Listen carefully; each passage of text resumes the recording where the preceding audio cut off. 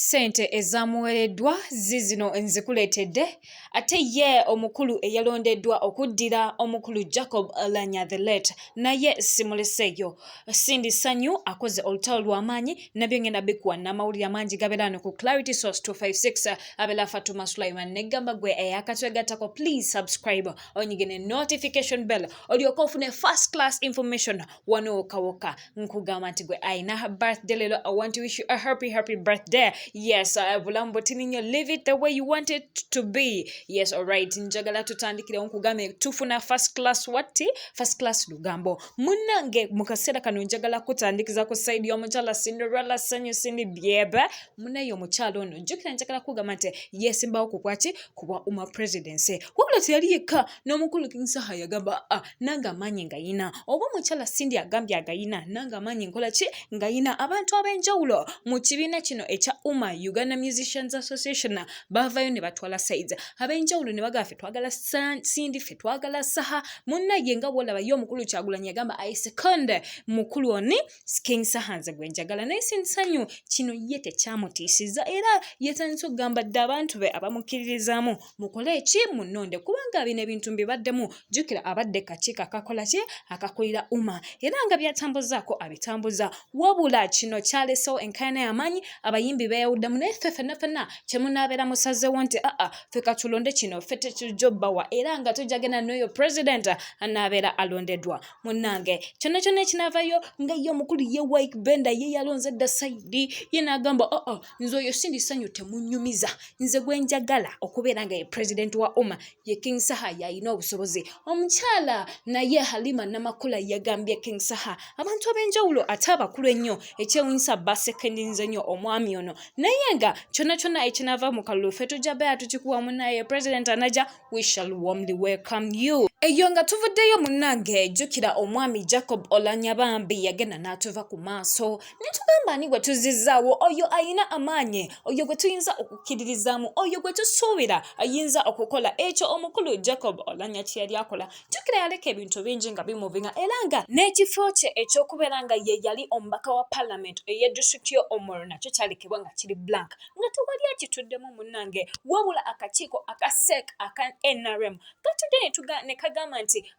tufune omuntu oyo gwe tussa mu kifo era omukulu president w'eggwanga omulungi Yoweri Kaguta Museveni Tibuhaburra yatudde n'akakiiko kano ne bagamba the person you've chosen gwe tulowooza nti ye mutuufu gwe tulina okussamu obwesigwa era muli muntu alina okulonda wayina okuteeka akalulu ke ewatuufu. NRM yasizewo negamba nti ku Andrew Ojok ffe kwe tusimba buli muntu owa NRM alina kubeera nga ki atikinga basi ngera ku basi munnange kugenda kugirako omukulu Andrew Ojok. Andrew Ojok ye mutabani w'omugenzi Jacob Oulanyah munnaye basazeewo ne bagamba nti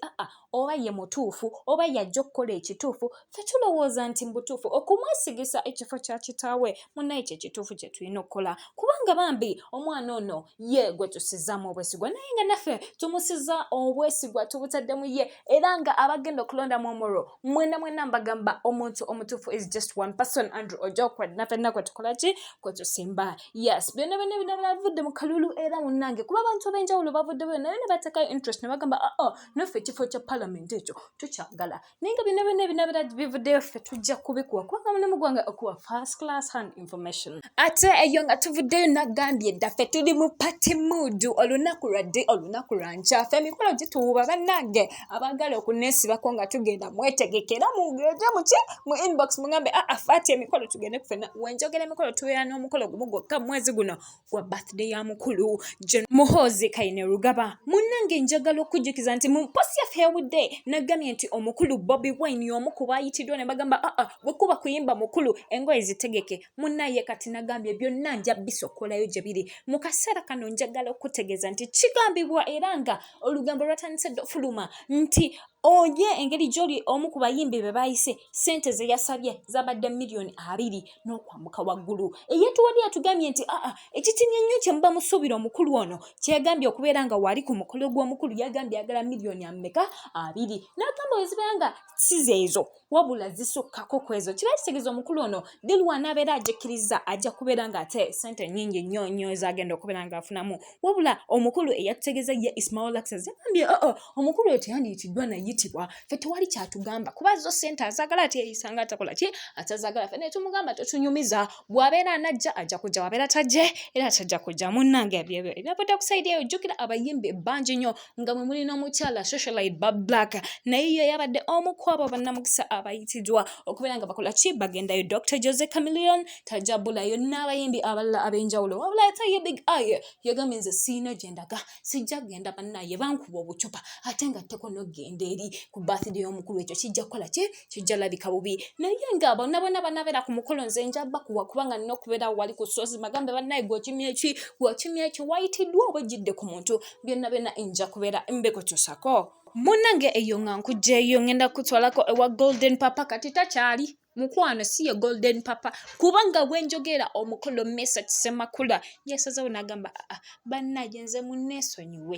ebintu bino kambisuulewo era nga ebbaluwa yafulumye ng'eva ku sayidi y'omwami ono n'ategeeza n'agamba bannaye si mu bubi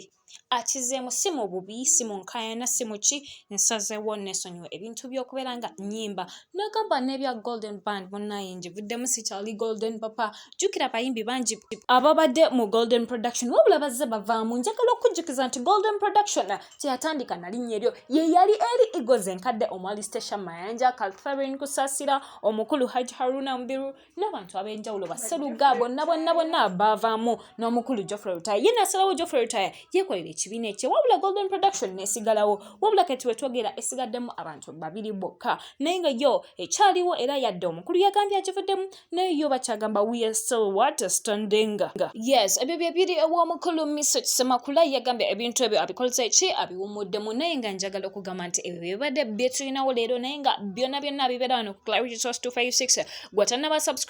subscribinga nyiga notification bell sharing a link like the video kyoyagala okumanyako kyonna osobola commentinga mu comment section nombuuza nongamba ffe tubuulire ku kino tugikakase see you then ciao